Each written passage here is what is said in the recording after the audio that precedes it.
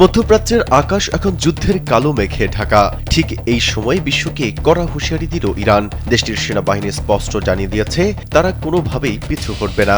সোমবার এক বিবৃতিতে ইরানি সেনাবাহিনীর মুখপাত্র মোহাম্মদ আকরামানিয়া বলেন, যতক্ষণ প্রয়োজন ততক্ষণই এই যুদ্ধ চলবে। মূলত দেশের রাজনৈতিক নেতৃত্বের সিদ্ধান্তের উপর ভিত্তি করে এই লড়াইয়ের সময়সীমা নির্ধারিত হবে।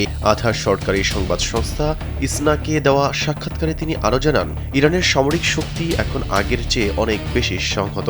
শত্রুপক্ষের যে কোনো ধরনের উস্কানি বা আগ্রাসন রুখতে তেহরান পুরোপুরি প্রস্তুত। এই ঘটনাটি এমন এক সময় এলো যখন অঞ্চলটিতে চরম উত্তেজনা বিরাজ করছে। আকরামানিয়া জোর দিয়ে বলেন, দেশের সার্বভৌমত্ব এবং নিরাপত্তা রক্ষায় তারা বিন্দুমাত্র আপোস করবে না। দীর্ঘমেয়াদী সংঘাতের জন্য তাদের সামরিক বাহিনী মানসিকভাবে প্রস্তুত রয়েছে। ইরানের এই অনমনীয় মনোভাব এবং যুদ্ধের সংকল্প বিশ্ব রাজনীতিতে নতুন সমীকরণ তৈরি করেছে। তেহরানের এই বার্তাটি মূলত তাদের প্রতিপক্ষ দেশগুলোর জন্য একটি বড় ধরনের সতর্ক বার্তা হিসেবে দেখা হচ্ছে।